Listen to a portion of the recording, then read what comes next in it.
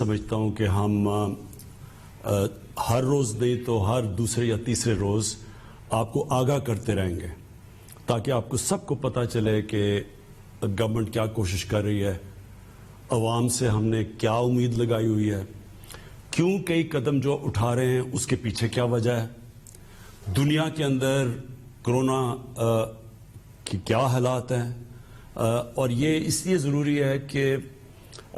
جب اس طرح کا سچویشن جو کرونا کی وجہ سے ڈیولپ ہوا ہے، یہ سچویشن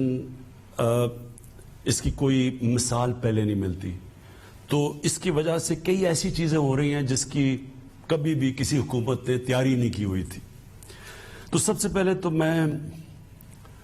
آپ سب کو مبارک دیتا ہوں، اپنی قوم کو مبارک دیتا ہوں کہ اور اللہ کا خاص طور پہ اللہ کا شکر ادا کرتا ہوں کہ جو ہم اس وقت کیلکولیٹ کر کے بیٹھے تھے، اور کیلکولیشن کون کرتا ہے؟ ہمارا جو national command and operation centre, جدھر سارے پاکستان کے ٹاپ ادارے جو بھی یہ کرونا کے ساتھ اور جو صحت کے شعبے کے ساتھ انوالوڈ ہیں اور ایڈمنسٹریشن کے،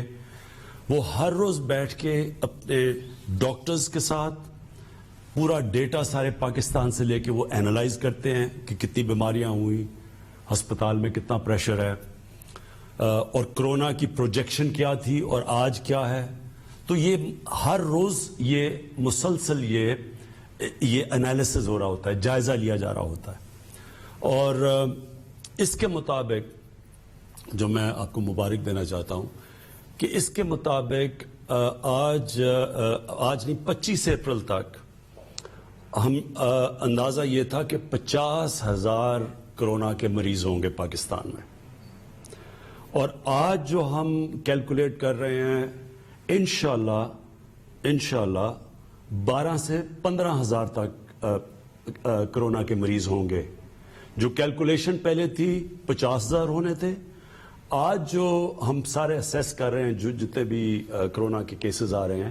تو آج ہم سمجھتے ہیں کہ 12 اور 15,000 کے بیچ میں ہے۔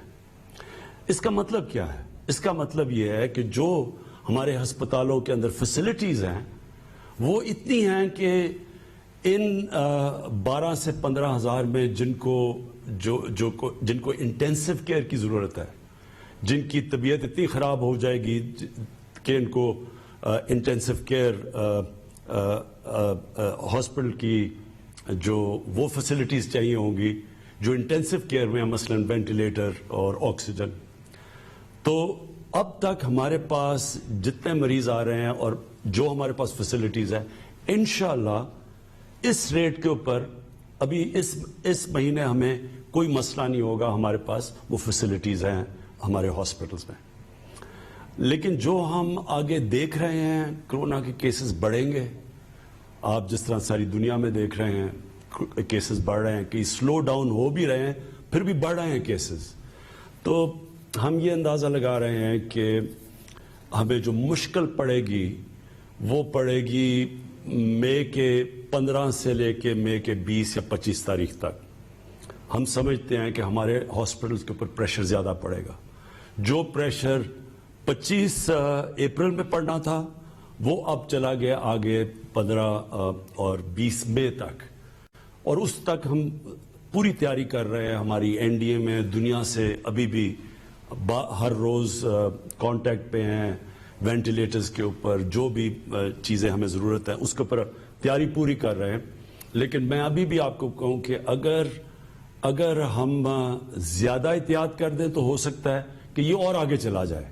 یعنی جس طرح ہم 25 اپریل کو سمجھ رہے تھے یہ چلا گیا 10 سے 20 مئی تک، اور اگر ہم جو میں ابھی بعد میں آپ سے بات کروں گا، اگر ہم نے احتیاط کر لی تو یہ اور بھی آگے جا سکتا ہے۔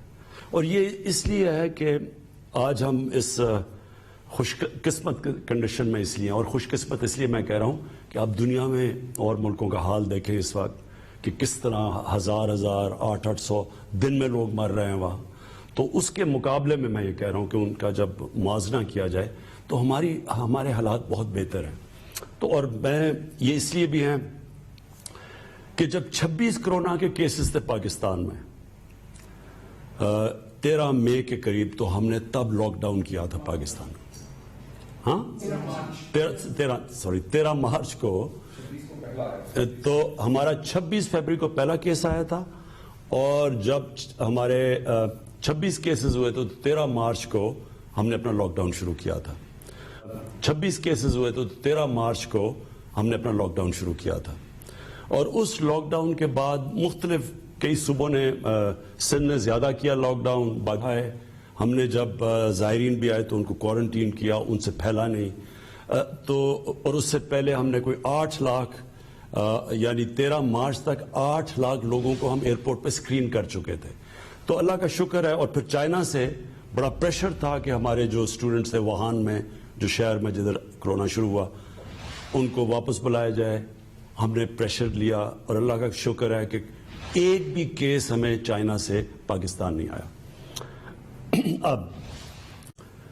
اب جدھر آج ہم کھڑے ہیں, ہم نے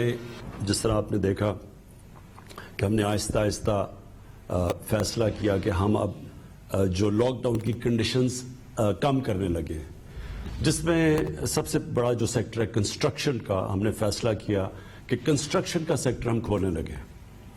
تو وہ کیوں کھولنے لگے یہ میں پہلے بھی آپ سے بات کر چکا ہوں, لیکن میں یہ بات پھر سے دہراؤں گا کیونکہ آپ کو سمجھنا چاہیے کہ ہم یہ کیوں قدم اٹھا رہے ہیں. دیکھیں, ہمارے جیسے ملک پاکستان, ہندوستان, بنگلہ دیش, ساؤتھ افریقہ جیسے جگہ جدھر کچی بستیاں ہیں, جدھر غریبوں کی بستیاں ہیں, جدھر کچی آبادیاں ہیں, جدھر شینٹی ٹاؤنز جن کو کہتے ہیں, فلپینز ہے, یہ سارے ملکوں کے اندر جو کنڈیشنز ہیں, جو حالات ہیں, وہ مغرب سے مختلف ہیں. مثلا یورپ اور اگر امریکہ کا آپ دیکھیں تو ان سے ہمارے مختلف حالات ہیں. ہمارے کچی آبادیوں کے اندر, ہمارے غریبوں کے محلوں کے اندر لوگ جڑ کے رہتے ہیں. ایک ایک کمرے میں 6 سے 5 سے 8 لوگ بھی رہتے ہیں. اور وہاں کئی بدقسمتی سے پاکستان میں کچی آبادیوں میں یہ حالات ہیں کہ پانی نہیں ملتا اتنا. تو ہم جب ایک قوم فیصلہ کرتی ہے کہ ہم لاک ڈاؤن کریں گے, تو یہ ضرور سوچنا چاہیے کہ جب ہم لاک ڈاؤن کریں گے تو ہماری نظر میں ہونا چاہیے کہ یہ جو غریبوں کی آبادیوں میں لوگ رہتے ہیں, ان کے اوپر اس کے کیا اثرات آئیں گے. اور مجھے افسوس سے کہنا پڑتا ہے کہ پاکستان کے اندر, میں کیونکہ میری عمر تقریباً پاکستان جتنی ہے, میں ساری زندگی یہ دیکھتا رہا ہوں کہ ہم جو قانون بناتے ہیں, پالیسیز جو ہم بناتے ہیں, ہم صرف ایک چھوٹی سی ایلیٹ کلاس کا سوچتے ہیں. ہم اگر تعلیم کا بھی نظام پاکستان میں ہم نے, اور میں اس پریولیج کلاس سے ہوں جس کو بہترین تعلیم ملی,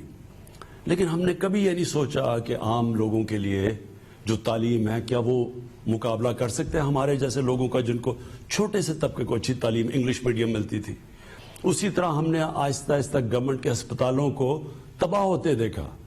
غریب لوگوں کے لیے گورنمنٹ ہاسپٹل اور امیروں کے لیے پرائیویٹ ہاسپٹلز, اور جو سپر رچ تھے ان کے لیے لنڈن کے اندر علاج کروانا. یہ ایک طبقاتی نظام پاکستان میں ڈیولپ ہوا. طاقتور اگر عدالت میں جاتا ہے, اس کے پاس بڑے بڑے وکیل ہوتے ہیں, وہ جو مرضی ڈاکے مارے وہ بچ جاتا ہے. جیلوں میں غریب بھرے ہوئے ہیں. یہ جو ہماری مائنڈ سیٹ ہے, جب ہم لاک ڈاؤن کرتے ہیں, ہمیں یہ اور سوچا نہیں. 18th امینڈمنٹ کے بعد صوبوں کے پاس اختیارات ہیں, وہ اپنے فیصلے کر سکتے ہیں. تو جس طرح فیصلے کیے گئے, میں اپنی طرف سے کہتا ہوں کہ میں پہلے دن سے کہہ رہا تھا کہ جب ہم فیصلے کرتے ہیں تو کیا ہم سوچ رہے ہیں کہ ہمارے جو غریب لوگ ہیں ان کا کیا بنے گا. اور جو ہم نے فیصلے کیے, اب مجھے جو سب سے زیادہ خطرہ یہ کرونا کا نہیں ہے اس وقت. میں ایز پرائم منسٹر پاکستان یہ کہتا ہوں کہ مجھے سب سے زیادہ خطرہ یہ ہے کہ لاک ڈاؤن کی وجہ سے جو ہمارا کمزور طبقہ ہے, غریب طبقہ ہے, اس کے کیا حالات ہیں. اور مجھے خطرہ ہے اس کا, کیونکہ میں سیدھی بات کرتا ہوں. آپ اگر امریکہ میں دیکھیں, انگلینڈ میں جدھر میں نے بہت ٹائم گزارا ہوا ہے, وہاں کا جو مزدور ہے وہ زیادہ تر تقریباً 100% رجسٹرڈ ہے. ہوگا 2-3% نہ رجسٹرڈ, لیکن وہ رجسٹرڈ ہے. اور آج اگر امریکہ میں یا انگلینڈ میں دیکھ لیں, کینیڈا میں دیکھ لیں, وہ کیا کر رہے ہیں, کہ جیسے جیسے وہ بے روزگار ہو رہے ہیں ان کو ڈائریکٹلی پیسے جا رہے ہیں, ان امپلائمنٹ بینیفٹس ہیں وہاں, ان کے بینکوں کے اندر پیسے جا رہے ہیں کیونکہ ان کے پاس لسٹ ہے ان کی مزدوروں کی. تو جو بھی مزدور اپلائی کرتا ہے کہ جی میں بے روزگار ہو گیا ہوں, وہ پھر گورنمنٹ اس کو پیسے دے رہی ہے, ان کے پاس ریکارڈ ہے. ہمارے 75 سے 80% جو مریض ہے وہ انفارمل سیکٹر میں ہے, اس کی ہمارے پاس کوئی ریکارڈ ہی نہیں ہے. تو جب یہ ہوتا ہے تو گورنمنٹ کیسے اس کی مدد کرے, ہمیں کیسے پتا کہ ہم ان کے کیسے مدد کریں. تو اس لیے ہمارے ملک میں یہ بڑا مشکل ہے جب ایک دہاڑی دار جا کے گھر بیٹھ جاتا ہے, روزگار جب ختم ہوتا ہے, اس کے بیوی بچے اس کی دہاڑی کے اوپر ڈیپینڈ کر رہے ہیں کہ انہوں نے کھانا پینا ان کا بندوبست کرتا ہے. ہو سکتا ہے وہ 1 ہفتہ 2 ہفتے بےچارے اپنے ساری جو بھی بچایا ہوا ہے ان کو وہ خرچ کر دیں. تو آخر میں ان کے پاس کیا چوائس ہے, یا تو سوشل سیکیورٹی سسٹم ہی نہیں ہے. یہ جو مغرب ہے وہاں تو پورا ویلفیئر سٹیٹس ہے, یورپ جو ہے ادھر تو سوشل سیکیورٹی ہے, یہاں تو وہ بھی نہیں ہے. اس لیے جب ہم فیصلہ کرتے ہیں ہمارے حالات مختلف ہیں, اور اس لیے ہمیں یہ جو کنسٹرکشن ہے یہ ہم فیصلہ اس لیے کھولنے کا کیا میں نے اور میرے کیبنٹ ہیں کیونکہ ہم یہ سمجھ رہے ہیں کہ ہم پہنچ ہی نہیں سکتے اتنے زیادہ, یہ جو ان رجسٹرڈ مزدور ہیں ہم ان کے پاس نہیں پہنچ سکتے. ہم نے احساس پروگرام کیا, یہ پاکستان کی تاریخ کا سب سے بڑا پروگرام ہے. 12,000 روپے جو ہم 1,20,00,000 خاندانوں کو پہنچا رہے ہیں, یہ کبھی ہوا ہی نہیں ہے پاکستان میں اتنا بڑا پروگرام, اور وہ بھی میرٹ کے اوپر, یعنی کسی قسم کی سیاسی مداخلت نہیں ہے اس میں. لیکن اس کے باوجود ہم سمجھتے ہیں کہ یہاں اتنے زیادہ جو لوگ ہیں جو اس سے نیٹ سے باہر ہیں ان تک ہم کیسے پہنچ سکتے ہیں, اور ہمیں ڈر یہ ہے کہ جب تک ہم وہاں پہنچیں لوگ بھوک سے سڑکوں پہ آ جائیں گے, اور اگر لوگ بھوک سے سڑکوں پہ آ جائیں گے تو سارا لاک ڈاؤن کا مقصد ہی فیل ہو جائے گا, کیونکہ لاک ڈاؤن کا مقصد یہ ہے کہ لوگوں کو آپس میں فاصلے رہیں. تو اس لیے ہم نے کنسٹرکشن کا شروع کیا, اور میں کنسٹرکشن کی صرف ایک اور بات کرنا چاہتا ہوں. ہم نے کہا کہ جو بھی جس کے پاس پیسہ ہے, چاہے وہ فارمل اکانومی ہے انفارمل اکانومی ہے, ڈکلیئرڈ ہے یا نہیں ڈکلیئرڈ, ہم نے ساروں کو دعوت دی آپ اس میں آ جائیں. اب اس پہ میں دیکھ رہا تھا لوگوں نے شور مچایا, جی دیکھیں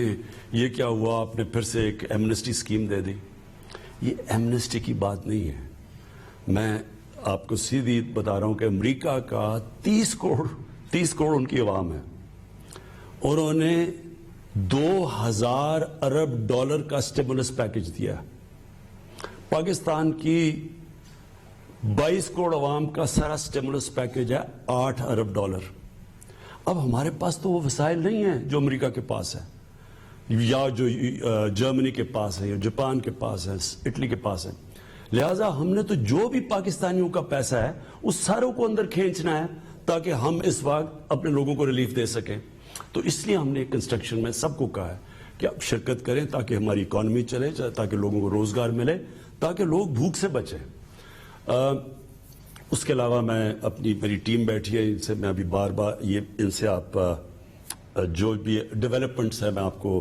باری باری یہ آپ کو آگاہ کریں گے. لیکن اس سے پہلے میں 2 اور چیزیں کہنا چاہتا ہوں. میں صرف اپنی پولیس سے کہنا چاہتا ہوں, دیکھیں یہ میں نے 2-3 سوشل میڈیا پہ چیزیں دیکھی ہیں کہ لاک ڈاؤن جو لوگ توڑ رہے ہیں ان کو ڈنڈے مارے جا رہے ہیں. میں اپنی پولیس سے کہنا چاہتا ہوں کہ مجھے پتا ہے کہ آپ کے اوپر پریشر ہے کہ لاک ڈاؤن مینٹین رکھیں, لیکن دیکھیں یہ لاک ڈاؤن ڈنڈے سے مینٹین نہیں ہوگا. یہ لاک ڈاؤن تب کامیاب ہوگا جب ہمارے شہری خود سمجھیں گے کہ ان کی ذمہ داری ہے, کیونکہ ان کے بھلے کے لیے ہے, یہ ساری قوم کے لیے ہے. کیونکہ اگر کرونا پھیلتا ہے تو ہم جانتے ہیں کہ اس کے ڈائریکٹ اثرات بیماری سے اور انڈائریکٹ لاک ڈاؤن سے ساری قوم کو اثر ہوتا ہے, خاص طور پہ ہمارے غریب لوگوں کو. اس لیے ان کو سمجھائیں. میں جو بھی پاکستان کے اوپینین میکرز ہیں, ہمارے جو آرٹسٹ ہیں, جو ہمارے کالمنسٹ ہیں, جو ہمارے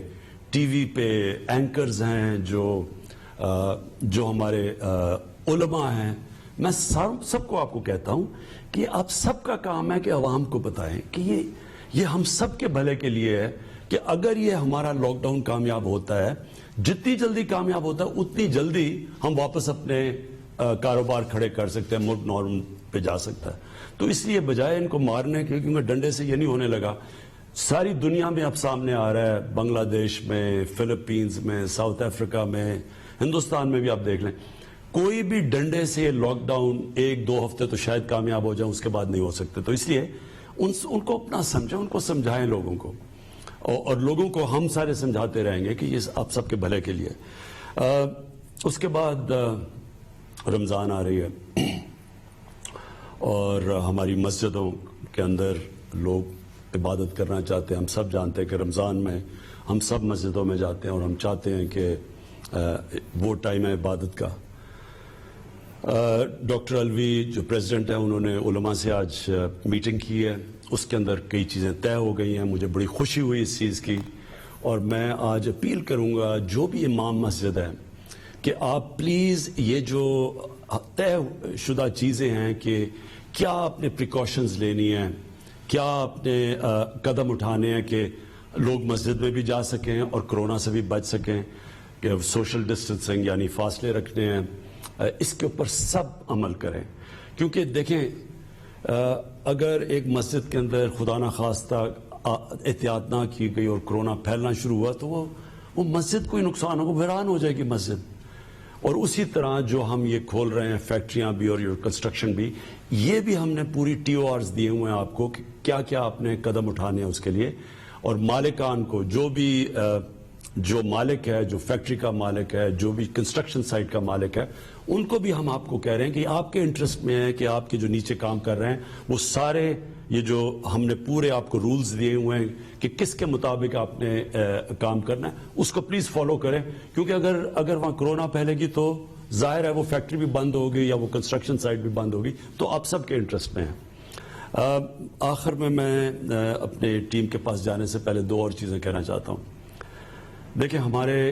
اس کرونا کے کرائسس میں جو مجھے سب سے زیادہ خطرہ نظر آ رہا ہے وہ یہ کہ لوگ ذخیرہ اندوزی کریں گے. میں پہلے بھی کہہ بیٹھا ہوں, میں اب بھی کہتا ہوں,